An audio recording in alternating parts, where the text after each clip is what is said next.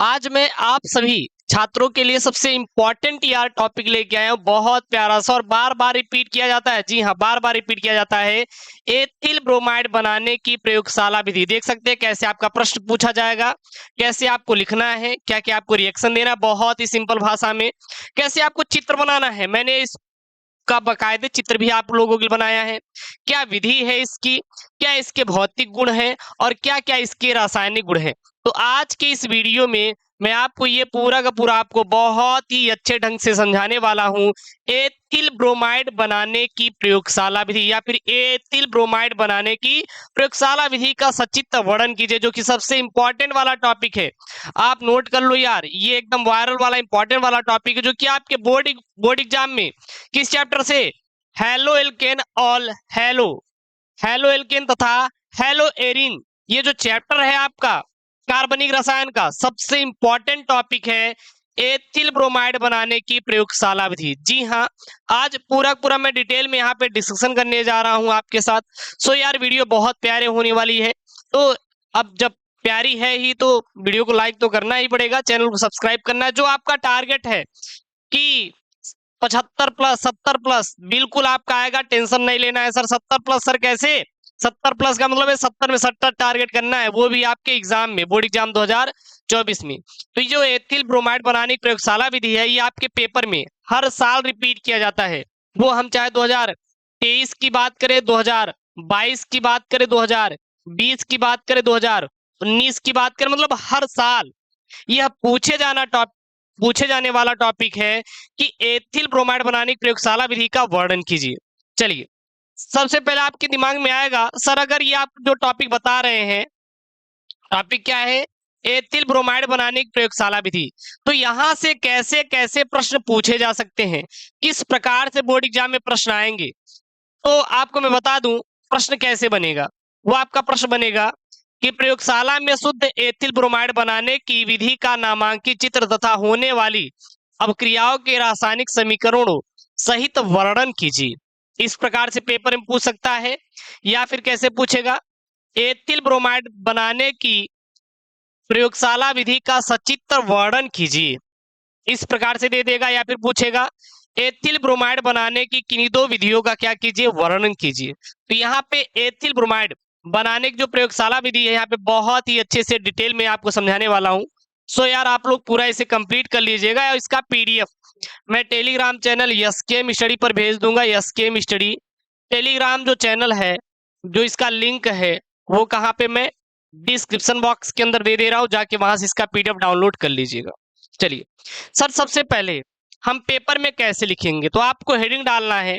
Heading क्या डालना है अपने पेपर में कि एथिल ब्रोमाइड बनाने की प्रयोगशाला विधि। जी हाँ, हेडिंग क्या डालेंगे, एथिल ब्रोमाइड बनाने की प्रयोगशाला विधि। आप अपने बोर्ड एग्जाम के पेपर में हेडिंग डालेंगे कॉपी में।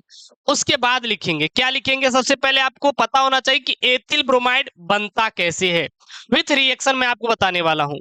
तो आप लिखेंगे इसमें सर कि प्रयोगशाला में एथिल अल्कोहल, प्रयोगशाला में क्या करेंगे, ethyl alcohol. Sir ethyl alcohol क्या है? शराब है यार।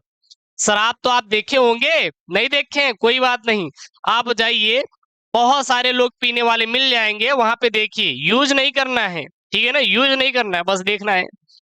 एथिल अल्कोहल का सूत्र क्या होता है, C2H5OH। क्या यहाँ पे जब प्रयोगशाला में एथिल अल्कोहल C2H5OH को KBr, इसको क्या बोलते हैं, पोटेशियम पोटेशियम ब्रोमाइड, क्या बोलते हैं, पोटेशियम ब्रोमाइड, और सांद्र H2SO4 हाइड्रोजन सल्फेट के साथ गर्म करते हैं, यानी H2SO4 के साथ गर्म करते हैं, और इसका क्या नाम है, गंधक। गंधक के साथ क्या करते हैं, गर्म करते हैं, तो एथिल ब्रोमाइड अर्थात C2H5Br प्राप्त होता है। एथिल ब्रोमाइड का रासायनिक फार्मूला क्या होता है, C2H5Br। तो सीधा लिखेंगे कि सर प्रयोगशाला में जब एथिल अल्कोहल यानी C2H5OH को पोटेशियम ब्रोमाइड और सांद्र H2SO4 के साथ गर्म करते हैं, तो एथिल ब्रोमाइड यानी C2H5Br प्राप्त होता है। ठीक है, इतना आप लोग लिख देंगे। ठीक है सर, इतना लिख देंगे। लेकिन सर अब इसका रिएक्शन कैसे करेंगे, तो देखिएगा, देखिए, जब मैंने सबसे पहले यहाँ पे क्या लिया, यहाँ पे सबसे पहले मैंने पोटेशियम ब्रोमाइड लिया। पोटेशियम ब्रोमाइड मतलब KBr, इसको क्या बोलते हैं, पोटेशियम ब्रोमाइड। यहाँ पे मैंने क्या लिया, पोटेशियम ब्रोमाइड। पोटेशियम ब्रोमाइड को जब H2SO4 के साथ क्या करते हैं, गर्म करते हैं, डेल्टा गर्म करते हैं, तो पोटेशियम बाई सल्फेट यानी कि KHSO4 पोटेशियम बाई सल्फेट, या फिर इसको बोल सकते हैं potassium hydrogen sulphate plus hydrogen bromide प्राप्त होता है। क्योंकि देखिए यहां से जो पोटेशियम है, पोटेशियम देखिए यहाँ पे पोटेशियम है, पोटेशियम किसके साथ जुड़ेगा, यहाँ पे जुड़ेगा एक H और यहां से H और SO4, ठीक है ना, से कौन जुड़ेगा, यहाँ पे पोटेशियम जुड़ेगा, तो क्या बनाएगा KHSO4 बनाएगा, ठीक है। तो जब पोटेशियम ब्रोमाइड को सांद्र H2SO4 के साथ क्या करते हैं, गर्म करते हैं, तो पोटेशियम बाइसल्फेट और हाइड्रोजन ब्रोमाइड प्राप्त होता है। क्या प्राप्त होता है, हाइड्रोजन ब्रोमाइड प्राप्त होता है। सबसे पहले याद कर लीजिए कि सर जब पोटेशियम, क्योंकि रिएक्शन भी आपके लिए इंपॉर्टेंट है और आपके पेपर में रिएक्शन देना है, जब सर पोटेशियम ब्रोमाइड को सांद्र H2SO4 यानी सांद्र गंधक के साथ गर्म करते हैं, डेल्टा मतलब गर्म करते हैं, तो पोटेशियम बाइसल्फेट यानी कि KHSO4 यहां से एक हाइड्रोजन निकलेगा और यहां से आपका क्या निकलेगा, Br निकलेगा, तो ये क्या बना लेगा, हाइड्रोजन ब्रोमाइड। बाकी जो बचेगा यहाँ पे एक हाइड्रोजन बचेगा, यहाँ पे पोटेशियम KHSO4 यानी पोटेशियम बाइसल्फेट बनाएगा, ठीक है। उसके बाद सर इसी HBr को यानी कि हाइड्रोजन ब्रोमाइड को एथिल एल्कोहल के साथ गर्म करते, किसके साथ, एथिल एल्कोहल को। देखिए फिर इसी हम हाइड्रोजन ब्रोमाइड को एथिल एल्कोहल के साथ गर्म करते हैं, तो सर जल के साथ साथ एथिल ब्रोमाइड प्राप्त होता है, जल के साथ साथ एथिल ब्रोमाइड प्राप्त होता है। सबसे सरल भाषा में बता रहा हूं, इससे सरल भाषा में ना आपके YouTube पर मिलेगा और ना कोई आपको बताएगा। जितना भी है मैं एकदम शॉर्ट से शॉर्ट्स, क्योंकि जो रिएक्शन होता है ना वो बच्चों को समझ में नहीं आता, वो लिख भी नहीं पाते, तो बस यही लिख लीजिए, यही याद कर लीजिए। मैं हर एक आपको यहाँ पे जो यहाँ पे रासायनिक अभिक्रिया है नाम भी मैंने लिखा है, जैसे यहाँ पे KBr पोटेशियम ब्रोमाइड, H2SO4 यानी कि गंधक, ये सबको पता है, KHSO4 पोटेशियम बाइसल्फेट या फिर पोटेशियम हाइड्रोजन सल्फेट बोलते हैं, HBr मतलब हाइड्रोजन ब्रोमाइड। फिर हाइड्रोजन ब्रोमाइड को हम एथिल अल्कोहल के साथ गर्म करते हैं, एथिल ब्रोमाइड और यहाँ पे जल प्राप्त होता है। बस इतना आपको ये रिएक्शन में लिख देना है, ठीक है सर। इतना मैं रिएक्शन में लिख दूंगा तो क्या सर हमें पूरे नंबर मिल जाएंगे, अरे नहीं, इतना तो मैं आपको बस डिटेल बताऊं कि कैसे एथिल ब्रोमाइड प्राप्त होता है। इसके बाद आपको चित्र भी बनाना है, ठीक सर, चलिए चित्र बनाते हैं। सबसे पहले देखिए क्या करेंगे, सबसे पहले सर हम एक स्टैंड लेंगे, क्या लेंगे, एक स्टैंड लेंगे। मैं इसका PDF जो है ना वो टेलीग्राम पे भेज दूंगा, तो टेलीग्राम चैनल SKM स्टडी से जाकर आप लोग डाउनलोड कर लीजिएगा, link in the description box. एक स्टैंड लेते हैं, ठीक है सर, स्टैंड ले लिया। स्टैंड के बाद यहाँ पे सर एक बर्नर ले लेंगे, बर्नर मतलब कि जो कि गर्म करते हैं यानी कि गैस, ठीक है ना, जहां से आपका गैस आग निकलता है, और इसके ऊपर एक स्टैंड लगाते हैं। क्या लगाते हैं, यहाँ पे देखिए एक स्टैंड लगाया मैंने, ताकि इसके ऊपर मैं यहाँ पे फ्लास्क को रख पाऊं। लेकिन ये फ्लास्क है सर, मैं बर्नल से डायरेक्ट क्यों नहीं गर्म किया, ये सर जी मैंने एक यहाँ पे पात्र लेकर, कोई भी कटोरा लेकर इसमें रेत डालकर क्यों गर्म कर रहा हूं।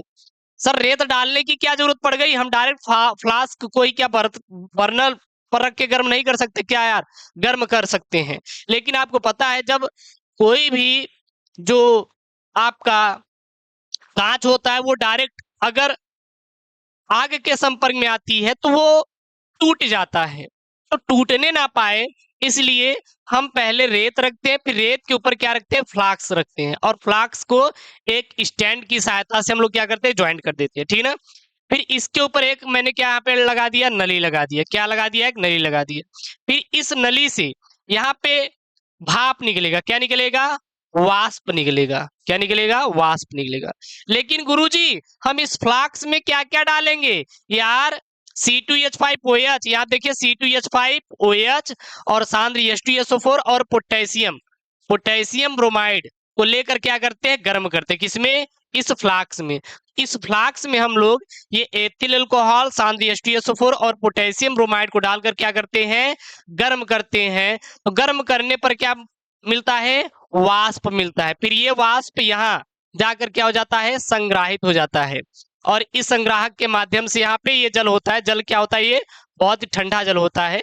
और यहाँ पे फिर इसको हम लोग एथिल ब्रोमाइड प्राप्त कर लेते हैं। इस प्रकार से आप एथिल ब्रोमाइड बनाने की प्रयोगशाला विधि का सचित्र वर्णन कर सकते हैं, लिख सकते हैं। यह एक बहुत ही इंपॉर्टेंट वाला टॉपिक है और आपके अगर पेपर में आए तो भाई साहब यही छाप के आइएगा। और देखिए बहुत ही प्यार से मैंने बहुत साफ सुथरा यहाँ पे मैंने बनाया है।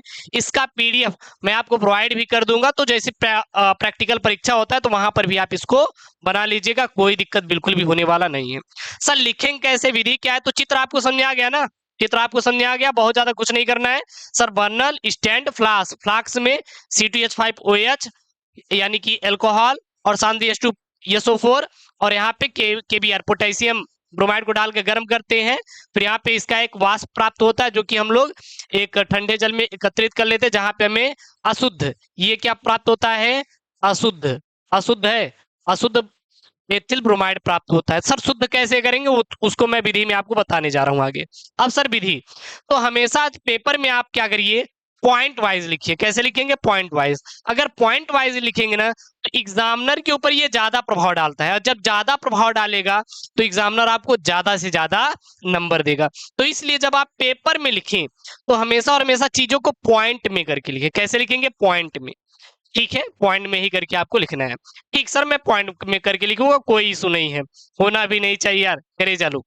ठीक है, विधि में सर कैसे करेंगे, सर्वप्रथम एक गोल पेंदी वाले फ्लास्क में C2H5OH यानी कि alcohol, ethyl alcohol, KBr potassium bromide तथा H2SO4 सांद्र H2SO4 को लेकर बालू उस्मक पर गर्म करते हैं। किस पर, देखिए यहाँ पे गर्म कर रहे हैं, ये बालू रेत पर इसको गर्म कर रहे हैं, जिससे C2H5Br यानी कि यहाँ पे क्या है, यहाँ पे क्या है, एथिल ब्रोमाइड, C2H5Br मतलब एथिल ब्रोमाइड की वाष्प प्राप्त होती है, जिन्हें जल संघनित द्वारा द्रवित कर लिया जाता है तथा बर्फ से किए गए ठंडे जल में हम लोग क्या करते हैं, एकत्रित कर लेते हैं। आप देखिए C2H5Br यानी कि एथिल ब्रोमाइड को हम लोग क्या करते हैं, यहाँ पे एक वाष्प इसका प्राप्त होता है, फिर इसको हम लोग ठंडे जल में क्या करते हैं, ठंडा करके संग्रहित कर लेते हैं।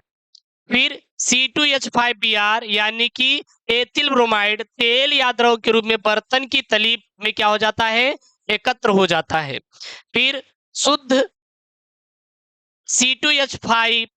C2H5Br को प्राप्त करने के लिए, यानी कि ये अभी अशुद्ध है, ये क्या है आपका अशुद्ध है, देखिए अशुद्ध है, अब इसे हमें क्या करना है, शुद्ध करना है। तो शुद्ध C2H5Br को प्राप्त करने के लिए इसे सोडियम कार्बोनेट यानी कि Na2CO3 के विलयन से धोकर निर्जल CaCl2 यानी कि कैल्शियम क्लोराइड द्वारा सुखाकर आश्वित कर लेते हैं, यानी कि प्राप्त कर लेते हैं। तो वो अशुद्ध प्राप्त होता है। तो अशुद्ध जो C2H5Br है, फिर इसको हम लोग क्या करेंगे, सोडियम कार्बोनेट यानी कि Na2CO3 के विलयन से धोकर निर्जल CaCl2 द्वारा सुखाकर क्या करते हैं, आश्वित करते हैं। तो यहां तक चीजें समझ आई ना, आप लोग बता दीजिएगा, ना समझ आया तो आप लोग कमेंट बॉक्स में क्या कर देंगे, कमेंट भी कर देंगे, ठीक है ना। उसके बाद सर इसका भौतिक गुण, अब क्या आएगा, भौतिक गुण क्या क्या है, बस विधि में इतना ही लिखना है, इससे ज्यादा आपको लिखने की जरूरत बिल्कुल भी नहीं है। विधि में बस यही 4 पॉइंट लिखेंगे, हो गया, बहुत ज्यादा बड़ा डिटेल में आपको लिखने की जरूरत नहीं है। सर इसके भौतिक गुण क्या है, तो इसके भौतिक गुण है कि यह रंगहीन होता है। कौन रंगहीन होता है भाई, ये जो आपका प्राप्त हुआ है ना, ये क्या प्राप्त हुआ है, एथिल ब्रोमाइड, यानी कि यहाँ पे लिखेंगे क्या आपका एथिल ब्रोमाइड, ब्रोमाइड बोले तो C2H5Br, C2H5Br। तो यह C2H5Br जो होता है यह रंगहीन होता है, इसका कोई रंग नहीं होता और मीठी गंध वाला होता है। सर गंध कैसा रहता है, मीठी, मीठी मतलब मीठा। चीनी खाए हैं कभी कभी, चीनी का आप चीनी का क्या करिए, चूर्ण कोई से फेंक दीजिए ऊपर की ओर और फिर आप उसका सूंघिए, जब उसकी गंध आपके अंदर जाएगी तो हल्का मीठा प्रतीत होता है और वाष्पशील द्रव होती है। तो जो सर एथिल ब्रोमाइड होता है यह रंगहीन होती है, मीठी गंध वाली होती है और वाष्पशील क्या होती है, द्रव होती है। ठीक है, यह सर कार्बनिक विलायकों में घुलनशील तथा जल में अघुलनशील। अब गुरुजी जल में क्यों? अरे भैया H2O है, क्या H2O में कहीं कार्बन दिखा क्या? क्या कहीं कार्बन दिखा क्या? अरे गुरुजी कार्बन तो बिल्कुल भी नहीं दिखा। अरे जब कार्बन नहीं दिखा तो ये क्या रहेगा, अघुलनशील रहेगा, और जहां पे कार्बन दिखेगा वहां पे क्या रहेगा सर, घुलनशील रहेगा। क्योंकि यहाँ पे देखिए सीधा लिखा है यह कार्बनिक विलायकों में घुलनशील यानी घुल जाती है और अकार्बनिक विलायकों में क्या रहती है, अघुलनशील होती है। जैसे कि जल होता है, जल को अगर आप सॉरी जो आपके पास नमक होता है, नमक को यदि आप जल में घोलेंगे तो क्या हो जाएगा, घुल जाएगा गुरुजी। लेकिन नमक को ही मिट्टी में घोलो यार, अरे घुलेगा नहीं, घुलेगा। तो इसीलिए बताया जा रहा है कि जो सर एथिल ब्रोमाइड होता है यह कार्बनिक विलायकों में घुलनशील और अकार्बनिक विलायकों में क्या होती है, अघुलनशील होती है, अर्थात जल में क्या होती है, अघुलनशील होती है। क्लियर है। अब इसके गुरुजी रासायनिक गुण, क्योंकि पेपरवा में ना एग्जामिनर चाचा रासायनिक गुण भी पूछेगा, तो रासायनिक गुण में क्या लिखेंगे सर, सोडियम मेथॉक्साइड से क्रिया। जब गुरुजी हम इस इसको एथिल ब्रोमाइड को, किसको सर, एथिल ब्रोमाइड, ये क्या है आपका एथिल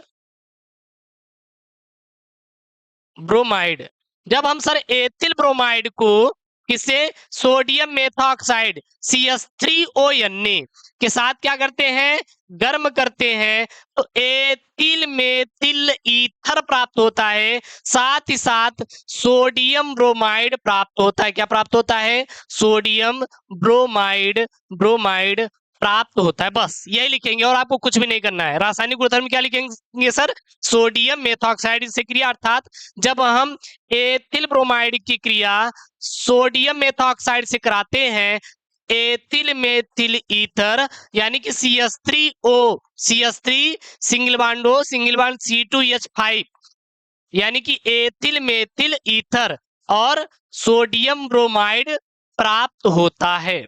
क्लियर है। ये क्या आपका मेथिल है, ये क्या है आपका एथिल है, और ये तो आपका ईथर का एक समूह ही होता है। ये क्या आपका ईथर का है ना, तो आप इसको देख सकते हैं। उसके बाद सर दूसरा, जब एल्कोहली पोटेशियम हाइड्रोसल्फाइड से सर हम इस एथिल ब्रोमाइड की क्रिया कराते हैं, यानी कि एल्कोहली, ये क्या है ALC यानी कि एल्कोहली है, ठीक है ना, क्या है पोटेशियम हाइड्रोसल्फाइड, पोटेशियम हाइड्रोसल्फाइड ये कैसा है, एल्कोहलीय है, के साथ क्रिया कराते हैं, एथिलीन प्राप्त होता है, C2H4 प्राप्त होता है। जब हम एथिल ब्रोमाइड की क्रिया सर पोटेशियम हाइड्रोसल्फाइड जो कि क्या रहता है, एल्कोहली होता है, से क्रिया कराते हैं, एथिलीन यानी C2H4 तथा पोटेशियम ब्रोमाइड, इसको क्या बोलते हैं, पोटेशियम ब्रोमाइड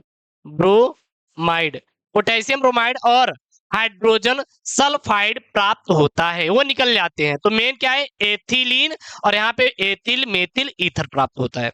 इस प्रकार से मैंने यहाँ पे रासायनिक गुण बता दिया, स्क्रीनशॉट ले सकते हैं, भौतिक गुण स्क्रीनशॉट ले लीजिए, फिर विधि, क्या क्या आपको विधि लिखना है, उसके बाद मैंने यहाँ पे सचित्र वर्णन इसका किया, चित्र भी बनाया बहुत डिटेल में अच्छे से, और फिर इसको कैसे बनाना है, कैसे प्राप्त करना है, ये मैंने विथ रिएक्शन समझा दिया। ये पूरा रिएक्शन लिखेंगे, ये लिखेंगे, फिर इसी हाइड्रोजन ब्रोमाइड को उठाकर हम एथिल अल्कोहल से क्रिया करा देंगे तो एथिल ब्रोमाइड प्राप्त होता है, फिर जल। बस यही आप 2 लाइन में लिखेंगे, ये सबसे सिंपल और अच्छे तरीके से याद भी हो जाएगा, ठीक है ना।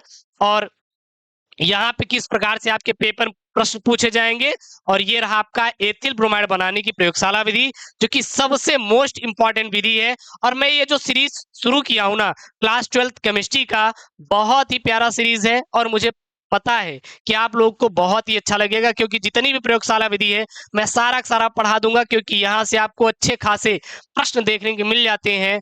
सो यार ये बहुत ही इंपॉर्टेंट वीडियो है, और मैं आशा करता हूँ कि आप सभी को ये वीडियो बहुत पसंद आई होगी।